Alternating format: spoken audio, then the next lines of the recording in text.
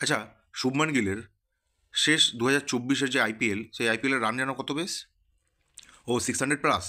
আচ্ছা, তার আগের বছর 2023-এ ওটাও মোটামুটি 500+। তাহলে শুভমান গিল ইন্ডিয়া টিমে কী করছে? প্রশ্ন প্রশ্ন এমনি এমনি করছি না, প্রশ্নটা এমনি এমনি উঠছে না। সঞ্জু স্যামসনকে বসিয়ে রেখে দিনের পর দিন একটা কোটায় খেলে, টি-20 টিমের সহ অধিনায়ক কোটায় খেলে তুমি ইন্ডিয়ান টিমকে বারে বার বিপদে ফেলছো। আজকের ক্রিজে যদি কেউ বলে থাকে যে না, রানের মানে বোলিং ক্রিজ ছিল, একদমই মানা যাবে না সেই কথাটা। আজকে অবশ্যই দুর্দান্ত ব্যাটিং ক্রিজ ছিল।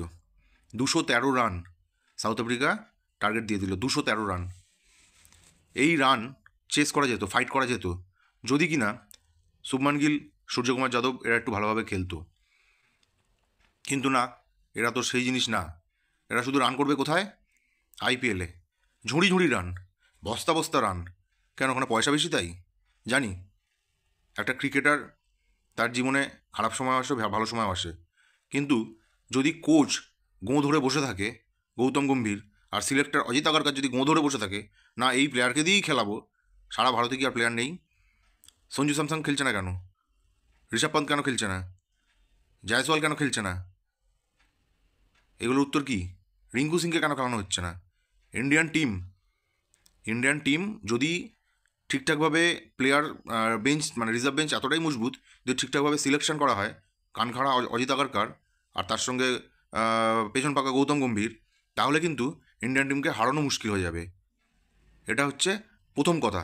দ্বিতীয় কথা হচ্ছে, আজকের দিনে দাঁড়িয়ে যে 213 রান, এই 213 রান চেস করা ইন্ডিয়ান টিমের কাছে কোনো ব্যাপার না। ফাইট তো দিতে পারতো। কেন জিতেশ শর্মা খেললো না? জিতেশ শর্মা খেলতে পারেনি, তিলক বর্মা খেলতে পারেনি, ভালো খেলেছে তো। হার্দিক পান্ডিয়া প্রত্যেকদিন খেলবে এরকম কোনো ব্যাপার না। হার্দিক পান্ডিয়া চেষ্টা করছিল, কিন্তু ব্যাটে বলে আসছিল না পান্ডিয়ার। অক্ষর প্যাটেল নিজের কাজটা করেছে। আর একটা প্লেয়ারের কথা বলবো, যাকে 8 নম্বরে নামানো হচ্ছে, প্লেয়ারটা হচ্ছে শিবম দুবে। ইউটিলাইজ করতে পারছে না। এইভাবে যদি খেলানো হয়, তাহলে আমি হলপ করে বলতে পারি পুরো সব জিনিসটা ঘেঁটে ঘ হয়ে যাবে, যেটা আজকে হলো।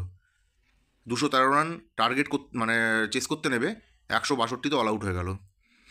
প্রথম বলেই ডাক, প্রথম ওভারে স্টার্টিং, প্রথম 2 ওভারে খুব সুন্দর হয়েছিল। অভিষেক শর্মাকে শুধু একটুখানি সাথ দিতে হতো। অভিষেক শর্মা যেটা খেলার সেটা খেলে দিয়ে বেরিয়ে যেত।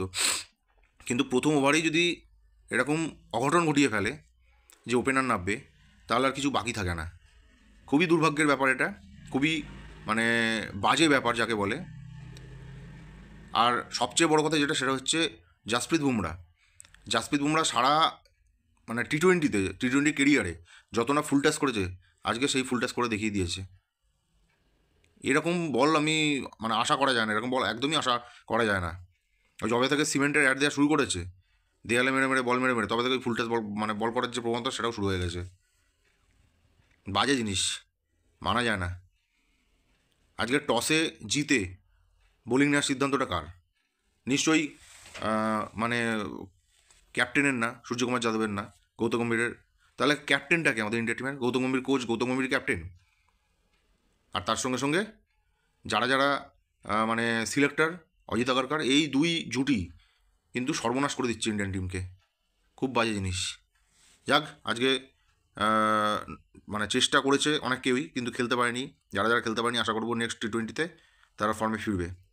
তো আজকে ভিডিওটা কীরকম লাগলো অবশ্যই কমেন্ট করে জানাবে, এবং আমার চ্যানেলটা প্লিজ সাবস্ক্রাইব করে দিও, তাহলে এরকম খেলার ভিডিও আরও তোমরা জানতে পারবে। দেখা হচ্ছে পরবর্তী ভিডিওতে খুব তাড়াতাড়ি। ততক্ষণ সকলে ভালো থাকবে, সুস্থ থাকবে। জয় হিন্দ।